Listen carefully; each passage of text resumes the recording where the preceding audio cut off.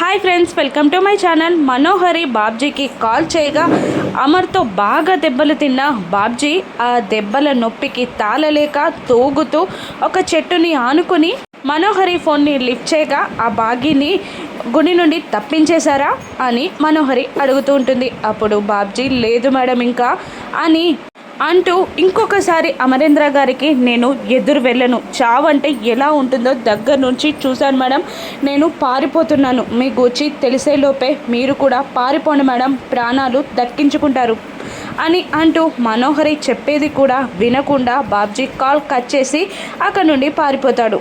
మరోవైపు ఆ బాగీ ఫేస్కి ప్లాస్టిక్ కవర్ని పెట్టి చేతులు కాళ్ళు కట్టేసి కాషాయం వస్త్రాలతో బాగీ కూడా కనిపించకుండా ఊపిరాడకుండా చేసి రౌడీలు ఎక్కడి వాళ్ళక్కడ పారిపోతారు. ఇక బాగీని వెతుక్కుంటూ అమర్, ఆరు, రాథోడ్, నిర్మలమ్మ గారు, సదాశివం గారు అంతా వెతుకుతూనే ఉంటారు. ఇక ఆరు బాగీ కనిపించట్లేదని ఏడుస్తూ రాములవారి ముందుకు వెళ్ళి, స్వామి ఏంటి నాకు అన్యాయం చేశావు, నన్ను తీసుకెళ్ళావు, ఇప్పుడు నా చెల్లిని కూడా తీసుకెళ్ళాలి అనుకుంటున్నావా, నీ కళ్యాణం జరిపించడానికి వచ్చిన వాళ్ళిద్దరిని నువ్వు విడదీస్తావా, నా చెల్లి ఎక్కడున్నా బాగుండాలి అని అంటూ వేడుకుంటూ బాగి ఎక్కడుందో రాములవారిని అడుగుతూ ఉంటుంది ఆరు. ఇక అక్కడున్న చిన్న పంతులు కళ్యాణం జరిపించే పెద్ద పంతులు గారిని ఇలా అడుగుతుంటాడు, కళ్యాణానికి ఇంకా 5 నిమిషాలు మాత్రమే గడువుంది, ఈలోపు ఆ అమ్మాయి దొరుకుతుందంటారా అని పెద్ద పంతులు గారిని అడుగుతూ ఉండగా, ఆ స్వామివారు తన కళ్యాణానికే అడ్డంకి తెచ్చుకుంటారా, ఏం జరగనుందో ఆ రాములవారి లీల చూద్దాం అని అంటూ ఉంటాడు. ఇక వెతుకుతున్న అమర్ అక్కడక్కడే తిరుగుతూ ఉంటాడు. బాగి కష్టంగా కింద పడి తన చేతులతో కాళ్ళతో కదులుతూ అక్కడున్న ఒక డబ్బాని నెట్టేస్తుంది. దాంతో అది సౌండ్ చేస్తూ కింద పడిపోగా అక్కడే ఎదురుగా ఉన్న అమర్ ఆ సౌండ్ విని లోపలికి వస్తాడు. ఇక బాగీని చూసి ఆశ్చర్యపోయి తన ఫేస్కున్న ప్లాస్టిక్ కవర్ని తీసేసి చేతులు కాళ్ళు విడిపించి ఆ కాషాయం వస్త్రాలని విడదీసి బాగీ అంటూ గాలి ఆడే ప్లేస్లకి అమర్ బాగీని ఎత్తుకొస్తాడు. ఇక అందరూ బాగీ చుట్టూ చేరుతారు. బాగీలో చలనం ఉండదు, ఊపిరాడదు.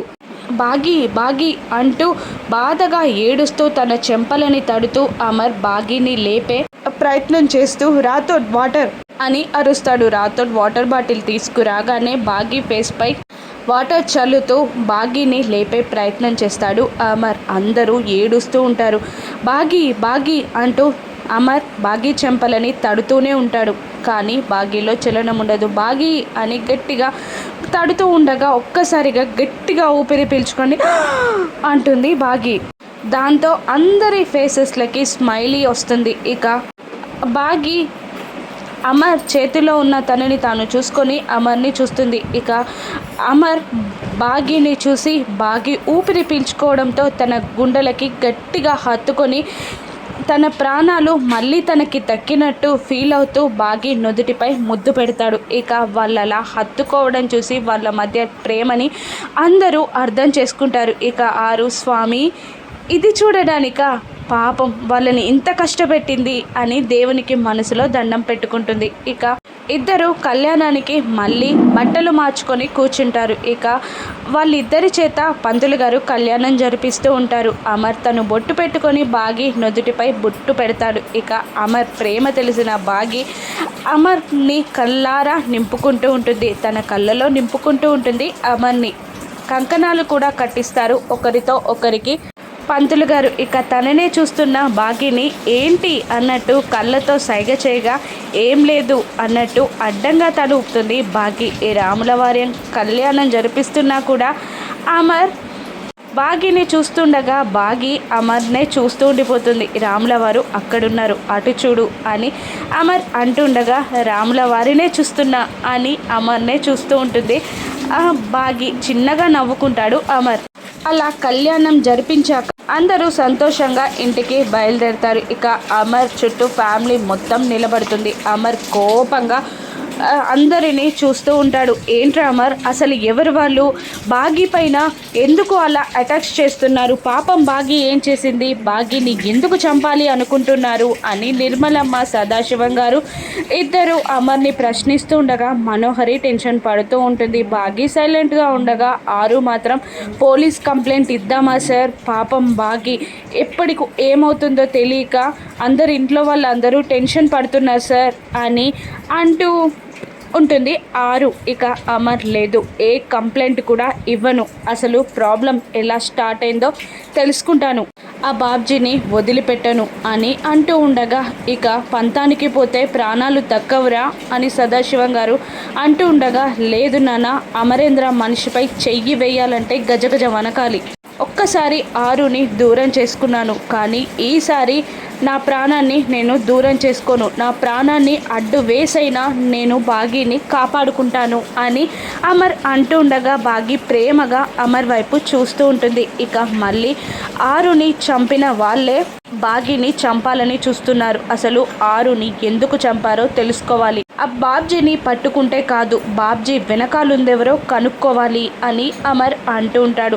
ఈసారి నేను ఒక భర్తలా కాకుండా మిలిటరీ ఆఫీసర్లా నేను పనిచేస్తాను, ఈ కేసుని సాల్వ్ చేస్తాను అని అంటూ బాగి వైపు చూసి కథ ఎక్కడ మొదలైందో అక్కడనే ఇది ఫినిష్ చేయాలి, రేపు కొడైకెనాల్కి వెళ్తున్నాం, బ్యాగ్ సర్దు, రాతో టికెట్స్ బుక్ చేయి అని అంటూ మనోహరి నువ్వు కూడా మాతో పాటు కొడైకెనాల్కి రావాలి అని అనేస్తాడు అమర్.